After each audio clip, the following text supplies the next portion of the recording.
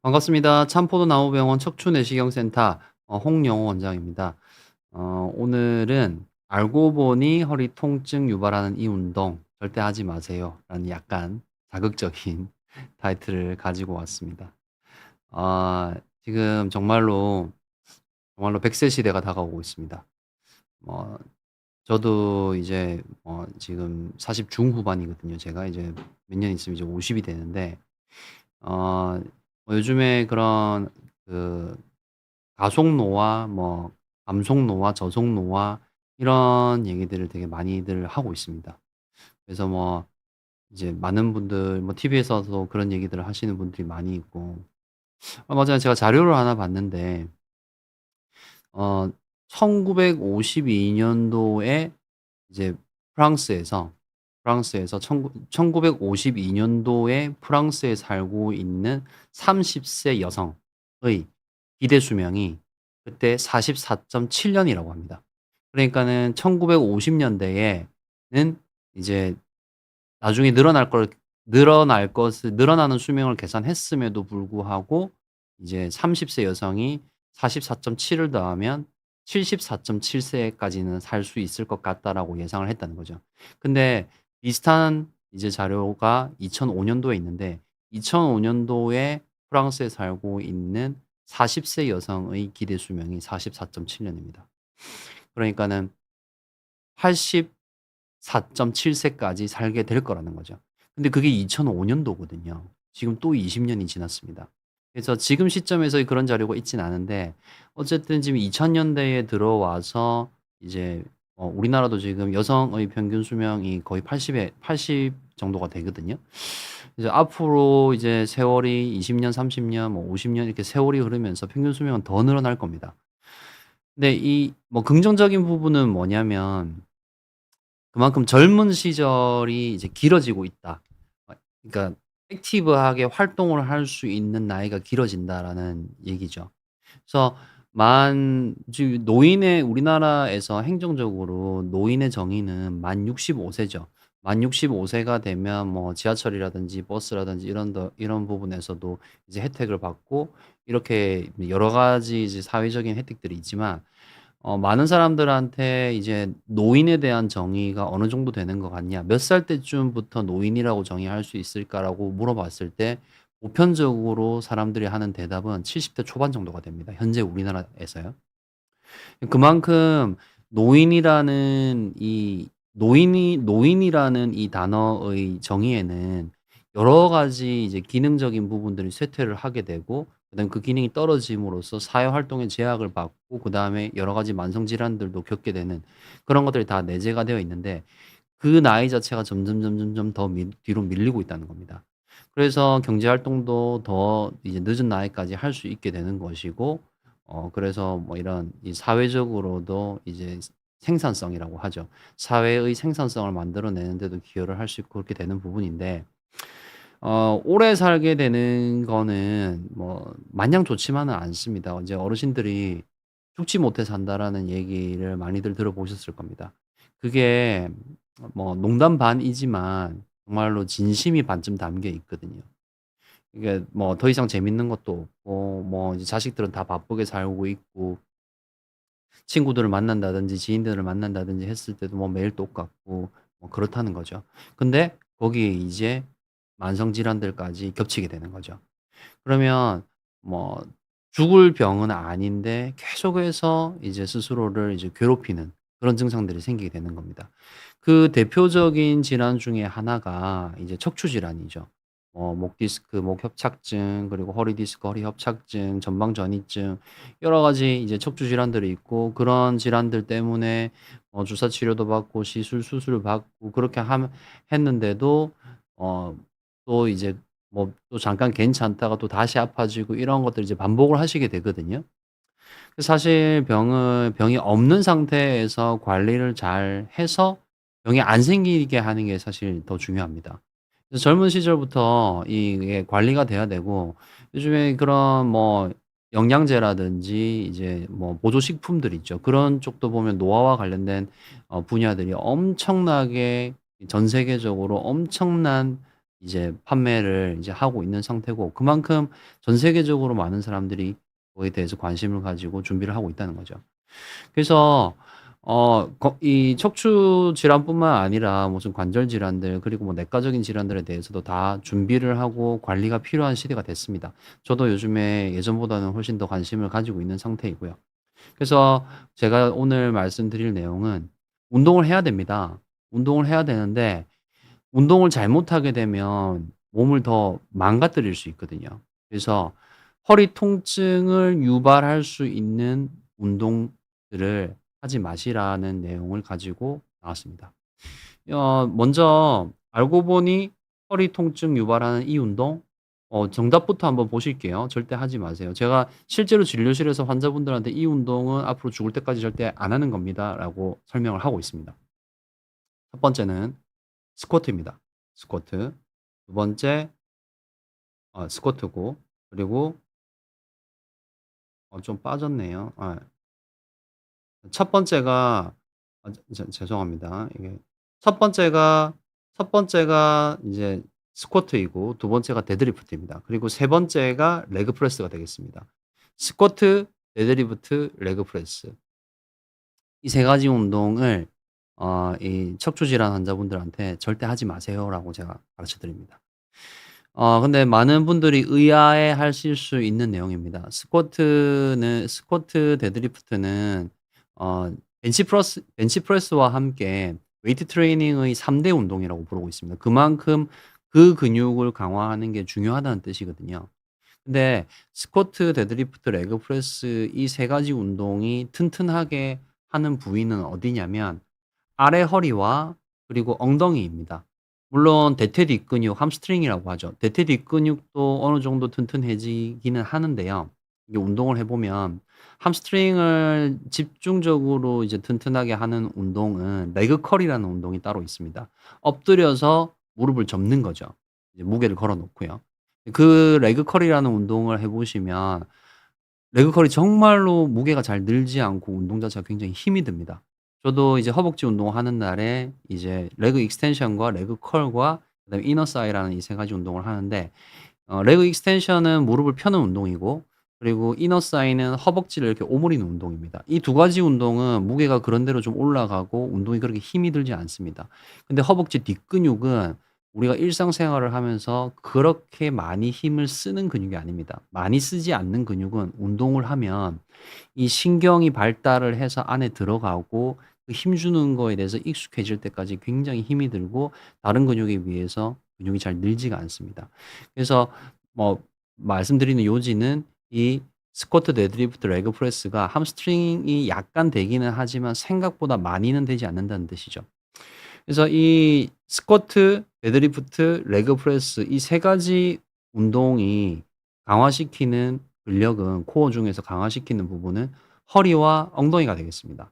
이 두 근육을 튼튼하게 하는 것은 너무나도 중요합니다. 근데 이 세 가지 운동을 하지 말고 다른 운동으로 이 근력을 강화시키셨으면 좋겠다는 거죠. 왜 그러냐면 그러면 왜 이 세 가지 운동을 이제 하지 말라고 하는지를 한번 보겠습니다. 스쿼트, 레그 프레스, 데드리프트. 여기 제가 넣어 놨었네요. 이렇게 세 가지 운동인데 왜 하지 말라고 하느냐라는 걸 얘기를 하려고 하면 척추에 병이 왜 생기는지에 대해서 이해를 하시면 쉽게 이제 알 수가 있습니다.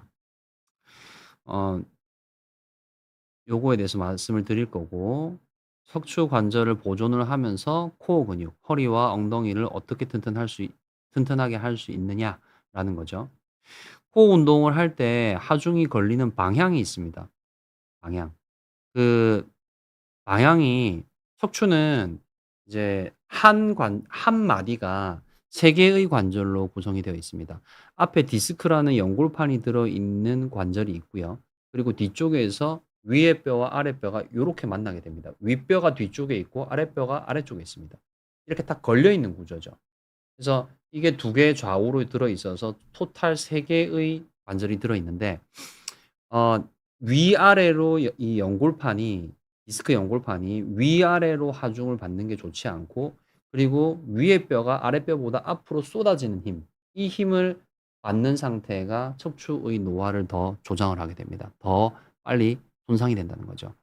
보시다시피 좌측이 데드리프트이고 우측이 스쿼트입니다.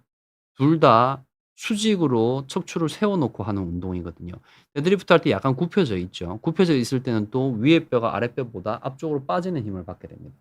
스쿼트는 데드리프트만큼 앞으로 굽히지는 않는데 어쨌든 앞으로 약간 굽혀지죠. 남성분들 같은 경우에 스쿼트, 데드리프트를 어느 정도 운동을 하고 나면 100kg 넘게 드시는 분들 생각보다 많이 있습니다. 보통은 이제 뭐 80kg, 90kg 드시는 분들은 꽤 많이 있고요. 뭐 150kg 뭐 이렇게 드시는 분들, 그다음에 운동을 전문적으로 오랫동안 하신 분들 같은 경우는 더 많이 들 수 있겠죠. 근데 이렇게 무게를 올려 놓고 무게를 들고 스쿼트와 데드리프트를 하게 되면 레그 프레스도 마찬가지입니다. 무게를 얹고 하게 됐을 때 허리에 위아래로 누르는 수직 방향의 하중이 엄청나게 걸리게 됩니다. 이게 무슨 뜻이냐면 자 좀 보겠습니다. 어 보시면 척추 질환이 왜 생기는지를 먼저 좀 볼 필요가 있는데 척추라는 구조는 처음에 이 진화의 단계에서 바닷속에서 만들어졌습니다. 그리고 바닷속에서 살던 이 척추가 있는 척추 동물들 중에서 어떤 동물이 이제 발이 생기면서 처음으로 육지로 기어 나오게 되죠. 그리고 육지에서 또 진화가 됩니다. 근데 4발 동물이었거든요, 처음에. 근데 4 발이다가 지금 사람은 발은 2 개고 다리가 2 개고 팔이 2 개가 있죠. 근데 이거는 우리가 직립을 하게 되면서 이제 팔을 쓰게 된 건데 처음에는 앞다리잖아요. 그렇게 해서 4 개의 다리를 가진 동물이었는데 점차 진화를 하게 되면서 사람은 점점 기립을 하게 됩니다. 우리는 잠자는 시간을 제외하고는 앉아 있든지 대부분의 시간을 앉아서 생활을 하든지 아니면 서서 생활을 하게 됩니다. 앉아 있던 서 있던 둘 다 척추를 꼿꼿하게 세우고 있는 상태에서 생활을 한다는 거죠. 근데 이 척추가 처음에 만들어질 때 수평인 상태에서 만들어졌거든요, 진화의 단계에서.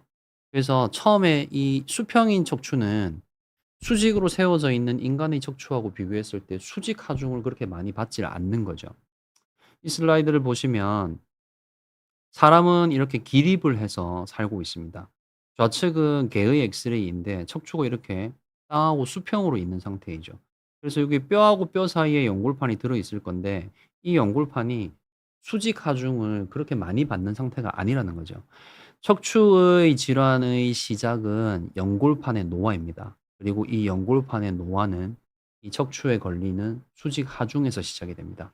그래서 평균적으로 만 5 세경에 척추의 노화가 시작이 된다고 합니다. 뭐 되게 뭐 환자분들한테 설명을 하면 놀라시거든요. "아니 아직 뭐 5 살짜리 아기가 무슨 척추의 노화냐." 이렇게 얘기하는데 노화와 성장이 동시에 일어납니다. 그리고 성장이 끝나는 이제 만 20세 그러니까 만 18세 정도가 되고 나면 그 뒤로는 계속해서 이제 노화만 진행이 되겠죠. 그 노화가 그렇게 일찍이부터 시작이 되는 이유 자체가 서서 생활하고 앉아서 생활하는 것 때문에 척추의 노화가 그렇게 진행이 된다는 거죠. 그래서 이런 부분들 때문에 이제 척추의 노화가 이제 생기는 부분이고 그러면 수직 하중이 연골판의 노화를 일으킨다고 제가 말씀을 드렸고 그리고 이 수직 하중 때문에 병이 생긴다고 말씀을 드렸잖아요. 그러면 이 스쿼트와 레그 프레스와 데드리프트를 하면서 무게를 이제 더 들면 이 척추가 이 무게를 고스란히 버텨야 되거든요. 고스란히 척추에다가 그 하중을 더 올려 놓고 운동을 하는 상태가 된다는 거죠. 그리고 이제 이렇게 내려갔다가 올라올 때는 또 좀 앞으로 쏟아지는 힘도 받게 됩니다. 그래서 척추 후관절에도 그만큼 하중이 많이 걸리는 상태가 되는 거죠. 레그 프레스는 지금 이렇게 모양상으로는 척추에 수직 하중이 걸린다고 생각하실 수 있지만 이 해 보신 분들은 아실 겁니다. 딱 이걸 풀고 무게를 딱 드는 순간에 허리에 엄청난 압박이 오는 거를 바로 알 수 있습니다. 그래서 이 3 개의 운동을 하시다가 디스크가 파열이 되면서 병원에 오셔서 수술을 받고 그런 분들 굉장히 많이 있습니다. 우리가 뭐 헬스장이나 안 그러면은 뭐 이제 어떤 운동을 배우러 가죠. 그러면 운동을 가르치는 선생님들이 있습니다. 여러 종목들의 선생님들이 있는데 어 대부분의 그 운동을 가르치는 직업을 가진 분들이 일반적인 인구와 비교했을 때 척추 건강이 대체적으로 더 좋지 않습니다. 그분들은 한평생을 그 일을 하기 위해서 계속해서 몸을 어느 정도 혹사를 해온 상태거든요.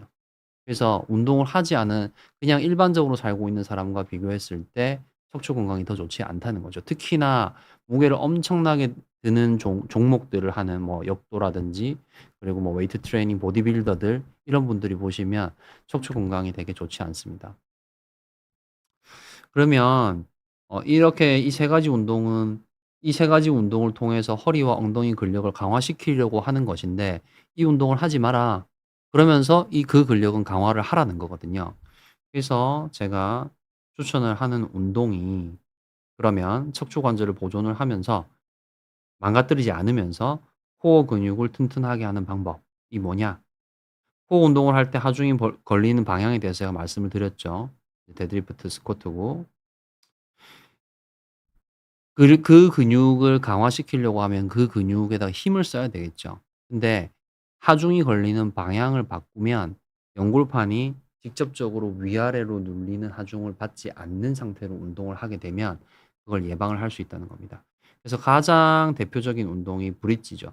이 브릿지 운동은 뭐 오래됐습니다. 아주 옛날부터 여성분들이 힙업 운동이라고 이 운동을 이제 많이들 하고 좋아하시는 운동이죠. 브릿지 운동 같은 경우에 이 허리와 엉덩이 근육 운동인데 발의 위치에 따라서 힘이 들어가는 게 조금 바뀝니다. 발을 많이 당겨 올 때와 그리고 발을 많이 멀리 했을 때 이 허리에 힘이 더 들어가고 엉덩이에 힘이 더 들어가고가 좀 변형이 되죠. 근데 젊으신 분들 같은 경우는 브릿지 운동을 아무 무게 없이 하게 되면 사실 너무 많이 해야 됩니다. 근육 운동이라는 것은 근육이 어느 정도 지치고 그다음에 그 힘을 쓰면서 손상을 받게 되고 그 손상이 회복되는 과정에서 근육이 더 커지고 힘이 더 강해지게 됩니다.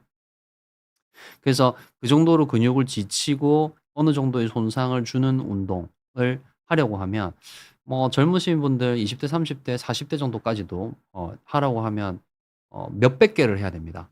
저도 해 봤는데 아무것도 안 얹고 해 봤을 때 제가 한 350개 정도까지 하다가 350개 정도까지 하다 '아우 이거 좀 지치는데 너무 오래 걸리는데.' 해서 그만둔 적이 있었습니다.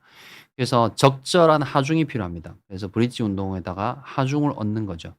이렇게 바벨을 얹고 하는 브릿지를 바벨 브릿지 또는 웨이티드 브릿지라고 합니다. 웨이티드 그러니까 무게를 얹었다는 거죠. 데드리프트를 뭐 80 킬로 정도 하신다. 그럼 브릿지 운동을 60 킬로 정도 놓고 80 킬로까지 올려가면서 하시면 됩니다. 근데 이제 그거는 이제 하시는 분에 따라서 차이는 쪼끔 있을 수 있거든요. 근데 브릿지 운동은 예를 들어서 데드리프트를 하는데 내가 원래 90 킬로까지 드는 사람이야. 오늘은 100 킬로에 도전하겠어. 그래서 100 킬로에 도전을 합니다. 그러면 최대한의 힘을 이제 내면서 용을 쓰면서 부들부들 떨면서 힘을 쓰겠죠.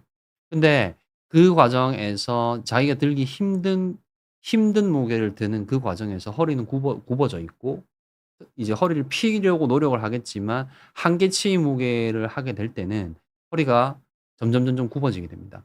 그때가 정말로 위험하거든요. 근데 브릿지 운동을 내가 90 킬로까지 하는데 오늘 브릿지 운동을 100 킬로를 할 거야. 100 킬로를 얹고 합니다. 못 들어도 그런 손상이 안 생긴다는 거죠. 허리에 굽어지는 수직 하중이 걸리지가 않거든요. 그래서 무게를 올려나가는 과정에서도 안전하고 그다음에 이 운동을 많이 한다 하더라도 디스크라든지 협착증이라든지 이런 병들이 더 생기게 조장하는 그 방향으로의 힘이 걸리지 않는다는 거죠. 그리고 레그 킥백이 있습니다. 레그 킥백은 엎드린 상태에서 킥백이죠. 뒤로 차 올리는 걸 레그 킥백이라고 합니다. 레그 킥백도 마찬가지로 허리와 엉덩이 운동입니다. 이것도 그냥 하면 개수를 너무 많이 해야 하거든요. 그래서 이걸 강도를 올리는 방법은 몇 가지가 있는데 이게 밴드를 이용하실 수 있습니다. 밴드를 이용하실 수 있는데 저도 밴드로 해 봤는데 저는 밴드는 쪼끔 뭔가 쪼끔 자세가 좀 불편하다고 느꼈습니다.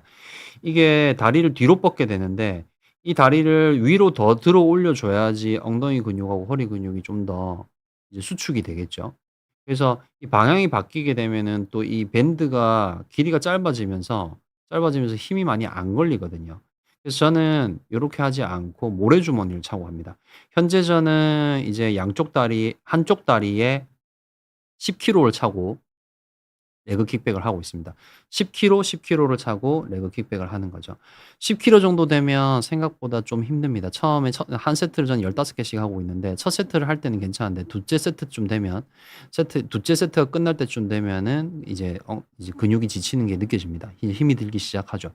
그렇게 해서 한 5 세트 정도 이제 하고 있습니다.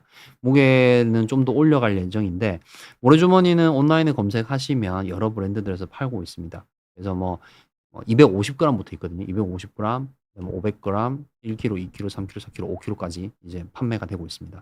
그래서 그런 모래주머니를 착용하는 방법이 있고 근데 이제 근력이 좋은 남성분들 같은 경우는 이제 10 킬로까지 해도 좀 부족하다고 느끼실 수 있습니다. 그렇게 되면 이제 그때는 사실 헬스장에 가셔야 됩니다.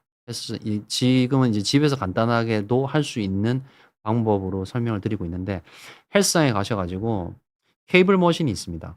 케이블 머신에 이제 그 앵클 밴드라는 게 있거든요. 발목을 연결해 주는. 그 앵클 밴드를 연결을 하고 레그 킥백 자세를 이제 해서 이 케이블 머신 같은 경우에 고정되는 지점을 위아래로 이렇게 이동을 할 수 있게 되어 있거든요. 제일 밑으로 이동시켜 놓고 앵클 밴드로 연결을 하고 위로 들어 올리는 거죠. 고런 방법이 있죠. 레그 킥백이 있고 그리고 스탠딩 킥백이 있습니다. 스탠딩 킥백도 마찬가지입니다. 모래주머니를 착용을 하고 이제 하시면 됩니다. 근데 해 보시면 레그 킥백은 엉덩이에 좀 더 집중이 되고요. 그리고 스탠딩 킥백은 물론 두 운동 다 허리하고 엉덩이 둘 다 근력이 같이 강화가 되는데 레그 킥백은 엉덩이가 좀 더 강화되는 느낌이 있고 그리고 스탠딩 킥백은 허리가 좀 더 강화되는 느낌이 있습니다. 스탠딩 킥백도 요렇게 밴드를 걸어서 할 수 있는데 저는 모래주머니를 착용하고 이제 하고 있습니다. 여기까지 이제 제가 환자분들한테 이제 가르쳐 드리는 이제 운동을 어느 정도 하실 수 있는 컨디션인 분들한테는 요렇게 가르쳐 드리고 그 외에 이제 뭐 70 대는 아직 좀 젊지만 80 대, 90 대가 되면 사실 이 운동들을 하시라고 하면 못 하시는 경우가 되게 많습니다.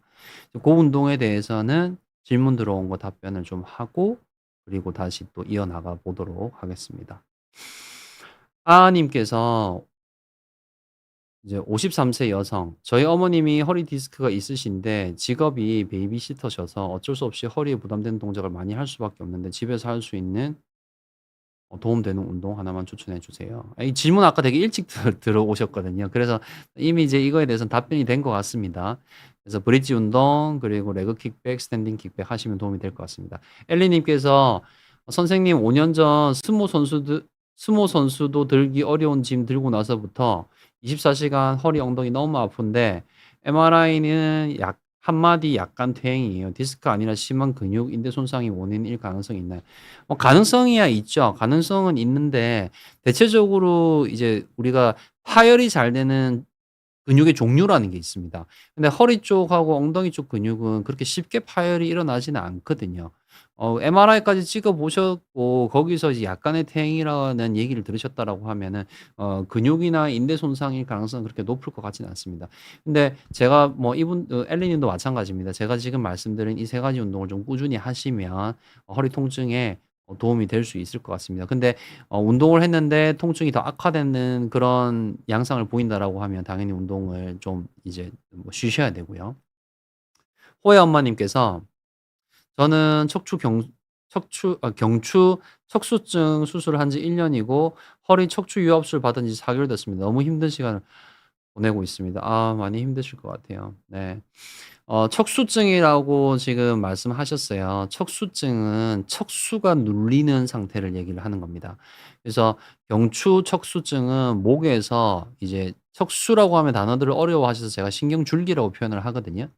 신경줄기가 눌리는 상태고 그러면은 이제 뭐 젓가락질이 안 된다든지 글씨를 못 쓴다든지 물건을 떨어뜨리고 네, 걸어가는데 휘청거리고 그런 증상들 이제 전형적인 증상이죠. 그렇게 해서 이제 수술을 하시고 이제 회복이 필요할 것이고 그리고 뭐 1년 전에 하시고 4 개월 전에 하셨으니까는 한 8 개월 만에 허리를 또 유압수를 받으셨죠. 아마도 목 수술 받으신 거는 회복이 그런 대로 잘 되셨던 것 같아요. 그리고 4 개월 전에 허리 유압수를 받으셨고 4 개월 정도 되셨는데 아직까지도 통증이 이제 많이 남아 있다라고 하시면 좀 더 기다리셔야 되겠지만 허리 유압수를 받기 전에 있었던 다리 통증이 어느 정도 괜찮아지셨고 그리고 허리 통증도 그렇게 극심하게 있거나 그러지 않고 뭐 쪼끔 있는 정도시라고 하시면 제가 방금 말씀드린 브릿지 운동 그리고 레그 킥백, 스탠딩 킥백이 도움이 될 수 있습니다. 근데 호야 엄마님은 이제 환자분 상태를 이제 제가 직접 본 거긴 아니기 때문에 이건 조금 조심할 필요가 있고 주치의 선생님하고 상의를 하셔서 결정하시는 게 좋을 것 같습니다. 그리고 황현정 님께서 63세 여성분이시고 바닥에 앉았다 일어날 때 허리 너무 불편합니다. 운동이나 평소 습관이라든지 부탁드립니다. 일단 제일 먼저 말씀드리고 싶은 거는 바닥에 앉으시면 안 됩니다. 바닥에 앉으시면 저는 허리 디스크가 약간 있고요. 여기 목 디스크가 약간 있습니다.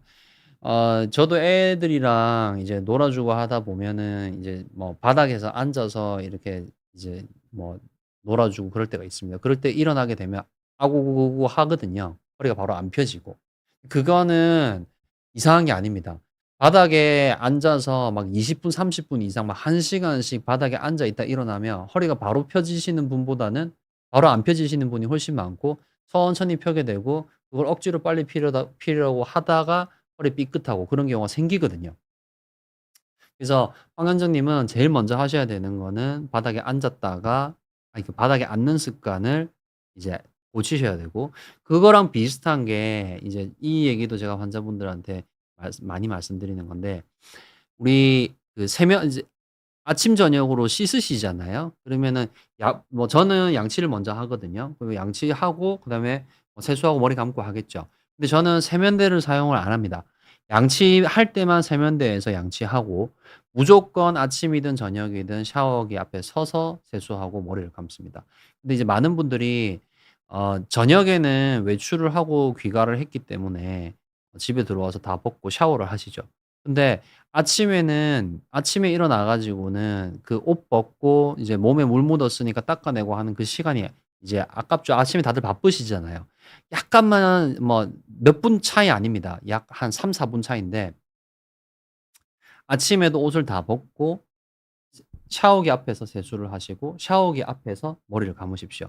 이게 바닥에 앉는 거랑 어떻게 보면 비슷하거든요. 구부정한 자세에서 짧게는 5 분, 길게는 10분 정도를 그렇게 허리를 구부정하게 고정을 하고 있습니다. 그러다가 "아이고구고." 하면서 일어나시거든요. 그래서 고런 습관들 고치셔야 되고 그리고 운동은 제가 지금 설명드린 이 운동들 하시면 될 것 같습니다. 그리고 그 아님께서 "저는 올해 19살 남학생입니다.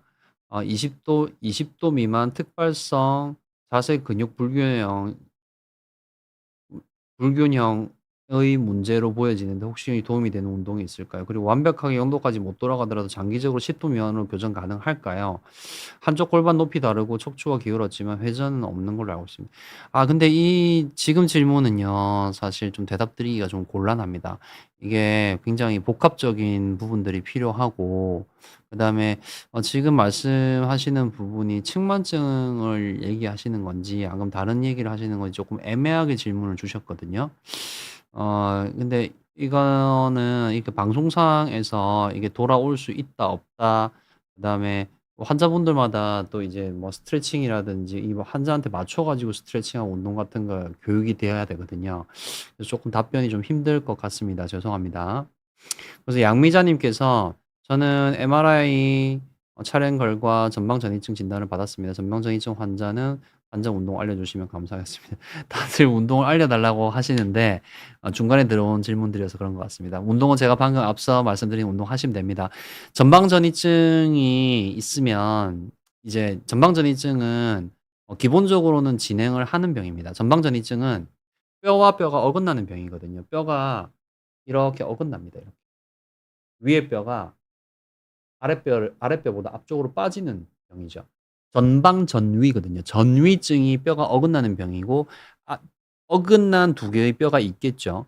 그 두 개의 뼈 중에서 아랫뼈를 기준으로 위의 뼈가 앞쪽으로 빠지면 전방전이, 아랫뼈를 기준으로 위의 뼈가 뒤로 빠지면 후방전이, 그리고 위의 뼈, 아랫뼈를 기준으로 위의 뼈가 좌우로, 그러니까 측방으로 빠질 수 있습니다. 이걸 측방전이라고 합니다. 그래서 전방전이증이 제일 많고요. 전방전이증으로 대부분 수술을 받으시게 됩니다. 진행을 하게 되는 병이고, 근데 그 진행 속도를 늦추기 위해서도 근력 운동이 필요하시고요. 그리고 나중에 수술을 받게 된다고 하더라도 수술 받기 전까지 근력 운동이 어느 정도 되어 있으신 분들은 수술 이후에도 회복이 그만큼 더 빠르실 거거든요. 그래서 어 병이 있다고 해서 운동을 못 한다, 그건 아닙니다. 근데 전방전이증이 있으면 더더군다나 스쿼트, 데드리프트, 레그 프레스는 절대 하시면 안 되고, 하신다라고 했을 때 브릿지 운동, 레그 킥백, 그리고 스탠딩 킥백, 앞서 설명드린 세 가지 운동 다시 보여드릴게요. 늦게 들어오신 분들이 있을 수 있으니까. 브릿지 운동, 브릿지 운동, 그리고 레그 킥백, 다리를 뒤로 들어 올리는 레그 킥백, 그리고 스탠딩 킥백, 서서 다리를 뒤로 차는 거죠.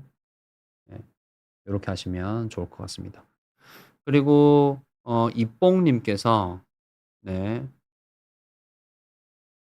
이뽕님께서 요추 4호 5일, 요추 4호, 요추 5, 천추 1 퇴행성으로 약간 디스크 팽윤 상태입니다. 직업이 몸을 많이 써서 더 악화되기 전에 관리 차원에서 운동을 좀 해야 될 것 같습니다. 운동을 뭘 해야 할지 몰라서 물어봅니다. 네, 마찬가지입니다. 세 가지 운동, 브릿지 운동, 그리고 레그 킥백, 스탠딩 킥백. 무게 올려 나가시면서 하시면 좋을 것 같습니다. 김진님께서 양반다리 안 좋은 자세죠. 네, 양반다리 당연히 안 좋은 자세죠. 양반다리 바닥에 앉아서 앉는 자세 정말 좋지 않습니다. 지양하셔야 되는 자세고요. MJ님께서 안녕하세요. 저는 요추 5, 천추 1 탈출로 인해 엉덩이로부터 발까지 방사통이 있습니다. 질문 잠시만요. 질문 올려드릴게요. MJ님께서 안녕하세요. 현재 요추 5, 천추 1 탈출로 엉덩이부터 발까지 방사통이 있습니다. 다들 운동을 하라고 하는데 어, 통증이 있는 상황에서 걷기 말고 다른 운동을 해도 되나요? 다른 선생님들이 다들 근육이 없다고 근육을 키우라고 하십니다. 2개월 동안 진통소염제를 먹어도 방사통이 안 나아집니다. 사실 지금 말씀에 대답을 하기가 조금 조심스러운데요. 일단 어 방사통이 있다는 얘기는 지금 진단을 이미 받으셨거든요. 요추 5, 천추 1 마디에 추간판 탈출증이 있다는 얘기시고, 그래서 아마 방사통이 있는 걸로 봐서는 신경이 어느 정도 눌리고 자극을 받으시는 것 같아요. 근데 이걸 병원에서 치료 방향에 대해서 뭐 주사 치료, 뭐 시술 치료, 뭐 수술 치료 어느 정도까지 얘기를 들으셨는지 모르겠는데, 제가 MRI를 본 게 아니기 때문에 뭐 수술이 꼭 필요한지 그런 부분에 대해서는 판단은 못 합니다. 근데 통증이 있을 때는요. 근력 운동은 하시면 안 됩니다. 더 악화시킬 수 있습니다. 지금 말씀드린 브릿지, 레그 킥백, 스탠딩 킥백이라고 하더라도요. 허리 근육과 엉덩이 근육이 힘을 주죠. 그리고 지금 디스크는 밀고 나와 있는 상태죠. 한 번 터진 디스크, 한 번 밀고 나온 디스크는 다시 밀고 나올 가능성이 상식적으로 생각해도 더 높을 것 같잖아요. 한 번도 이제 밀고 나온 적이 없는 연골판이랑 비교를 했을 때. 지금 밀고 나와 있는 상태이고, 그다음에 증상도 있는 상태거든요. 그래서 현재 시점에서는 걷기 말고 다른 운동은 그렇게 추천을 할 수가 없는 상태일 것 같습니다. 물론 어떻게 치료를 받고 계신지, 어느 정도까지 치료를 받으셨는지를 제가 모르기 때문에 단정적으로 얘기를 할 수는 없지만, 다리로 내려가는 통증이 계속해서 지속이 되고 있고 허리 통증도 어느 정도 있다라고 하는 상태에서는 일단 그 증상을 가라앉히셔야 됩니다. 그래서 병원에서 주사 치료든 시술 치료든 지금 말씀하시는 걸로 봐서는 수술까지는 권유를 안 받으셨을 가능성이 더 높다고 생각은 하는데요. 어쨌든 증상을 가라앉히시고 그리고 나서 지금 2달 됐다고 하셨거든요. 3 개월 이상은 지난 다음에 이제 그전까지는 걷기 정도 하시다가 그다음부터 제가 말씀드린 브릿지, 스탠딩 킥백, 레그 킥백을 가볍게 아주 가볍게 시작하셔서 천천히 가셔야 됩니다. 3 개월, 6 개월, 1년 이런 식으로 아주 천천히, 천천히 이제 강도를 올려가면서 하시면 도움이 될 수 있을 것 같습니다. 오타 많은 댓글님께서 김장 후에 허리 통증이 생겼는데 마트에서 일하시는 여성 3 분이 다 저처럼 걷는 거예요. 방구의 씨 뿌리는 농부 같은 모양. 골반이 상체보다 더 앞으로 나와서 걷게 되는. 아 예. 어 운동은 제가 말씀드린 운동 하시면 되고 이게 그 그게 아니 참 그 퇴행성 요추 후만이라고 합니다. 퇴행성 요추 후만. 그 시골 가시면 많아요. 무릎 앞으로 튀어나오고요. 근데 엉덩이 앞으로 빠지고 그리고 상체가 앞으로 약간 굽죠. 그렇게 걸으시는 이제 나이가 드시면 그렇게 걷게 되시는 분들이 많거든요. 이 협착증들 가지고 계시고 그다음에 무릎도 안 좋고 고관절도 안 좋고 허리도 안 좋고 막 그 정도까지는 아니실 거라고 생각하는데 그래서 이제 뒷짐지고 이러고 이렇게 하고 엉덩이 앞으로 쭉 빼고 걸으시는 이제 할머니들 많으시죠. 운동을 하실 수 있고 허리를 펴실 수 있다면은 그런 자세 안 되도록 노력하셔야 되고 바른 자세를 유지하는 데 도움이 되는 운동이 당연히 방금 제가 말씀드린 그 3 가지 운동이거든요. 그 3 가지 운동 해 주시면 도움이 될 것 같습니다. 임재희 님께서 데드리프트를 해서 허리가 좋아졌다는 사람들도 있던데 가벼운 데드는 허리에 좋을까요? 저는 별로 추천하고 싶지는 않습니다. 근데 제가 말씀드리는 내용들이 절대적으로 다 맞다라고 얘기하기는 힘듭니다. 근데 제가 운동을 바라보는 관점은 근육을 강화하기만 하는 것이 아니라 병이 왜 생기는지에 대해서 말씀을 드리는 거거든요. 그래서 그 병이 생길 수 있는 요인은 운동에서 뺐으면 좋겠다는 부분인 거죠. 김재희 님 도움이 되셨을지 모르겠습니다. 승리하자 님께서 다리 방사통 및 마비로 흉추 10번에서 12번, 요추 1번에서 5번까지 유압 수술 후 재활 치료하고 있는데 몇 개월 해야 사회 복귀 가능할까요? 이 부분은 사실 좀 대답이 회복되는 속도와 회복되는 정도는 환자분들마다 차이가 많으시고 그래서 흉추 10번에서부터 요추 5번까지 다 이제 긴 마디를 유압수를 받으셨다는 얘기거든요. 그래도 회복하는 데 시간이 꽤 걸리지 않을까요? 진짜 빠르다고 하더라도 아무리 빠르다고 하더라도 6 개월 이상은 걸리지 않을까 예상하는데 근데 이거는 환자분의 어 이제 수술 전 상태 그리고 수술 후 상태 이런 거를 봐야 아는 부분이기 때문에 제가 답변 드리기 좀 곤란할 것 같습니다. 지금까지 들어온 질문 이제 답변 다 드렸고요. 다시 슬라이드로 돌아가 보겠습니다.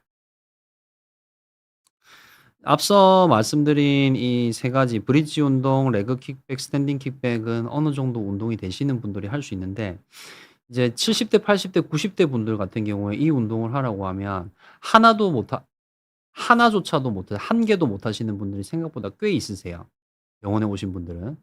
그런 분들을 위해서는 제가 처음에 이제 하시라고 하는 게 벽에 등 붙이기입니다. 대부분 다 벽에 등을 이렇게 일자로 붙이지를 못하세요. 그래서 어떻게 하냐면 먼저 어 발을 벽에서 약간 띈 상태에서 벽에 기댑니다. 등을 대고 그리고 엉덩이도 대고요. 그리고 뒤통수도 댈 수 있으면 대시고 근데 이게 또 목이 앞으로 굽으신 분들이 있거든요. 목이 앞으로 굽으신 분들이 이 뒤통수가 벽에 붙질 않습니다. 그거는 뭐 어쩔 수 없다고 치고요. 등을 먼저 붙이고 그리고 엉덩이를 붙입니다. 발은 아직 벽에 붙어 있지 않은 상태죠. 이걸 조금씩 뒤로 밀어가면서 발과 그러니까 발과 엉덩이와 등이 벽에 딱 붙게 만드는 거죠. 상체를 쭉 핀 상태가 되실 거거든요. 조심하셔야 되는 게 이게 계속 이렇게 굽어 있는 분들이 이렇게 상체를 피면 몸을 전체적으로 피면 순간적으로 저혈압이 생기는 경우가 많습니다. 그래서 순간적으로 어지럽다고 느끼실 수 있거든요. 그래서 안전한 상태에서 하셔야 됩니다. 그래서 가능하면은 옆에 의자를 하나 두시고 붙이다가 약간이라도 어지러운 것 같다라고 하면 바로 앉으셔야 돼요. 앉으면 다시 혈압이 회복이 됩니다. 이것도 계속해서 반복을 하다 보면 그런 식으로 어지럽고 혈압이 떨어지는 증상은 사라지게 됩니다. 그래서 아예 레그 킥백, 스탠딩 킥백, 브릿지 운동을 한 개조차도 하실 수 없는 분들은 먼저 이 벽에 등 붙이기 운동을 해 주시고 브릿지보다는 스탠딩 킥백을 이제 벽에 등 붙이기가 어느 정도 되고 나면 스탠딩 킥백을 하시고 그 뒤로 이제 다른 운동도 같이 하실 수 있으면 참 좋을 것 같습니다. 참 근데 사실 쉽지 않은 거 저도 잘 알고 있습니다. 저도 이제 뭐 나이 많은 어머님, 아버님들한테 설명을 하고 "죽기 살기로 해야 된다고. 이거밖에 살 길이 없다." 이렇게 설명을 드리지만 힘들어들 하시거든요. 근데 그 마음을 급하게 먹지 마시고 천천히 매일매일 해 나간다 생각을 하시면 됩니다. 운동을 한다고 해서 젊은 시절로 돌아가는 게 아니거든요. 지금보다는 좀 더 나은 컨디션 그리고 앞으로 또 1 년이 지나고 5 년이 지나고 나이를 먹어가도 더 아파지지 않기 위해서 운동을 한다고 생각하시고 이렇게 마음의 여유를 가지시고 천천히 해 보면 좋을 것 같습니다. 그리고 랩풀다운은 사실 앞서 하지 말라고 한 스쿼트, 데드리프트 이 레그 프레스랑 관계없는 부위의 운동이죠. 등 운동입니다. 랩풀다운을 하시면 이 등 상부가 이제 튼튼해지거든요. 그래서 목 커브가 더 좋아지는 효과가 있습니다. 고것도 추가로 하시면 좋을 것 같고 주의하실 점은 랩풀다운을 할 때 힘을 쓰게 되면 턱을 이렇게 당기면서 운동하게 됩니다. 그러면은 목 상부 그렇게 되면 목 상부가 앞으로 굽게 되거든요. 그래서 가능하면 정면을 본 상태보다는 턱을 약간 든 상태에서 랩풀 다운을 하시는 게 더 좋습니다. 네, 여기까지 운동에 대해서 말씀드렸습니다. 질문이 하나 더 들어왔거든요. 소피아 님께서 "안녕하세요. 오래 서서 일하는 직업을 갖고 있습니다. 자고 일어나면 항상 허리가 일하는 시간 동안 구부정하게 펴지고 뻣뻣한 불편함이 있을 때도 허리 근력 운동이 도움이 될까요?" 네. 이런 일을 하시는 분일수록 사실 근력 운동이 더 필요합니다. 근데 오래 서서 일하시는 분들이 이제 하시면 좋은 건 중간중간에 스트레칭을 해 주는 게 너무 좋습니다. 같은 자세로 계속해서 있지 말라고 제가 말씀을 많이 드리거든요. 그러니까 책상에서 일하시는 분들 계속 앉아서 집중해서 일을 하시죠. 계속 집중해서 일을 하다 보면 이게 시간이 1 시간, 2 시간 지나갑니다. 그러지 말으라는 거죠. 30 분에 한 번은 의자에서 일어나는 게 좋습니다. 그리고 계속 서서 일하시는 분들도 마찬가지입니다. 계속 서서 일하면 허리를 이렇게 펴고 있으려고 해도 허리를 이렇게 펴고 있으려고 해도 계속 서 있다 보면 점점점점점점 이렇게 구부정해지시는 분들이 대다수입니다. 그래서 어 자꾸 이렇게 똑바로 편 자세를 유지하려고 노력을 하셔야 되고 어 잠깐 쪼그려 앉는 것도 등과 허리 근육의 스트레칭이 되시거든요. 그래서 잠깐 쪼그려 앉는 거죠. 이게 일종의 스트레칭이라 생각하시면 됩니다. 그리고 팔을 위로 이렇게 벌려서 이렇게 그리고 뭐 요거 많이 어르신들 이 운동 많이 하시잖아요. 이런 식의 스트레칭 굉장히 도움이 됩니다. 서서 일하시는 분들. 뭐 앉아서도 마찬가지입니다. 이런 식으로 팔 돌리기 위로 쭉 뻗어서 위아래로 늘려주는 거죠. 이런 식의 스트레칭이 자세를 이제 바르게 잡아주고 그리고 근육을 이완시키는 데 도움이 됩니다. 그런 식으로 하시고 그리고 운동을 하실 때는 제가 앞서 말씀드린 허리, 엉덩이 강화시키는 브릿지, 레그 킥백, 스탠딩 킥백 근력 운동하시면 너무 좋을 것 같습니다. 저도 실제로 지금 제가 말씀드린 운동들을 하고 있습니다. 전반적인 근력 운동을 하지만 허리하고 엉덩이 근육 운동하는 날에는 어 저걸 무게를 이제 모래주머니로 무게를 달아서 운동을 하고 있고 그리고 운동하지 않는 날에도 진료실에서 진료 보다가 중간에 잠깐 짬이 날 때 일어서서 스탠딩 킥백 잠깐 하는 거죠. 그런 식으로 하시는 게 일상생활에서 굉장히 좋을 것 같습니다. 나날이 좋은 날 님께서 "운동을 하다가 허리를 삐끗했는데 당분간 휴식하는 게 필요할까요?" 네. 아플 때는 급성 통증이 있을 때는 통증이 가라앉을 때까지 쉬시는 게 정답입니다. 급하게 그걸 운동으로 잡는다 이거는 잘못된 개념입니다. 아플 때는 쉬는 게 기본이 되겠습니다. 그리고 홍영수 님께서 "65세 여성입니다. 앉아 있다 일어나면 할머니 같이 일어납니다. 어떤 운동해야 될까요?" 운동은 마찬가지로 브릿지 운동 그리고 레그 킥백, 스탠딩 킥백 해 주시면 도움이 될 것 같습니다. 자, 슬라이드로 다시 돌아가겠습니다. 지금까지 제가 운동을 쭉 설명을 드렸는데 운동을 하면서 건강해지자는 거거든요. 그래서 운동 자체가 병을 더 만들면 안 되잖아요. 그래서 병을 안 만들고 운동하는 방법에 대해서 이제 말씀을 드린 건데, 그러면 그거는 이제 이제 운동하는 방법이고, 척추 내시경에 대해서 간단하게 이제 소개를 해 드릴 건데, 수술이 많이 발전을 하고 있습니다. 수술이 발전하는 큰 두 가지 축은 시야와, 그리고 어떻게 하면 정상 조직을 최소한으로 손상시키느냐. 아예 손상을 안 시킬 수 있으면 제일 좋고요. 근데 손상시키는 게 불가피하다라고 하면 어떻게 하면 그 손상을 최소한으로 줄일 수 있느냐. 이 두 가지 방향으로 발전을 하고 있습니다. 현재 시점에서는 그게 척추 수술에 있어서는 척추 내시경이죠. 절개 수술을, 이게 지금 양방향 내시경 수술했을 때 흉터거든요. 이게 절개가 8-9mm 정도 됩니다. 이렇게 8-9mm 정도 되는 구멍 두 개를 뚫고 수술을 하게 됩니다. 흉터가 적다는 거는 그만큼 많이 열지 않았다는 뜻이고, 말지 많이 열지 않았다는 것은 크게 열게 되면은 이 피부 밑에 있는 근육들하고를 다 열게 되는데, 그렇게 해서 근육을 손상을 시키게 됩니다. 적게 열었다라는 거는 정상 조직, 정상 근육을 그만큼 적게 손상시켰다는 뜻이거든요. 그래서 근육 손상이 거의 없다는 거죠. 수술을, 이 협착증인데, 협착증 여기 요렇게 있는 요 부분이 신경인데, 이걸 수술해서 신경을 이렇게 넓혀 놓은 상태입니다. 뒤쪽에 요 까만 부분이 근육인데 색깔 변화가 거의 없죠. 이게 지금 근육 손상이 거의 없는 거거든요. 그래서 이 내시경 수술을 하면 이런 이 정상 조직을 최대한으로 보존을 하고 수술할 수 있다. 그리고 내시경은 기존에 우리가 수술할 때 사용하던 미세 현미경하고 비교했을 때 훨씬 더 자세하고 깨끗한 시야를 제공을 합니다. 미세 현미경은 일종의 망원경입니다. 그래서 멀리 있는 걸 확대해서 당겨서 보는 거죠. 내시경은 병에 직접 들어가서 보게 되고, 그다음에 지금 그 광학 장비들이 엄청난 발전을 하게 되면서 이 내시경의 시야가 엄청나게 좋아졌습니다. 그래서 미세 현미경보다도 훨씬 더 깨끗한 시야를 제공하기 때문에 병을 더 자세하게 볼 수 있고, 그 말은 더 안전하고 더 정확하게 수술을 할 수 있다는 뜻이죠. 그런 장점이 있습니다. 방금 말씀드린 걸 이제 비교해 놓은 거고요. 기존 척추 수술은 절개가 좀 크다. 그리고 정상 조직 근육 손상도 좀 있다. 그리고 출혈도 좀 있다. 그리고 회복하는 기간도 좀 있기 때문에 입원 기간도 좀 길어진다. 그런 부분들이 개선된 게 이제 양방향 척추 내시경이다라고 이해하시면 됩니다. 이건 제가 이제 협착증 수술하는 걸 이제 편집을 해 놓은 건데, 여기 노란색으로 보이는 부분이 두꺼워진 황색 인대죠. 황색 인대가 협착증의 원인입니다. 그걸 제거를 하고 어 내시경으로 정말 시야가 너무너무 깨끗하거든요. 그래서 이렇게 요 부분이 이제 눌려 있던 신경인데 마지막에 이렇게 넓혀진 걸 확인을 하는 거죠. 요약하겠습니다. 운동은, 질문이 하나 더 들어왔거든요. 요거까지 대답하고 요약할게요. 흰수염 고래님께서 혹시 허리 통증에 온찜질, 냉찜질 중에 어떤 게 더 좋을까요? 급성 통증은요, 갑자기 생긴 통증은 온찜질을 하시면 더 나빠지는 경우가 많습니다.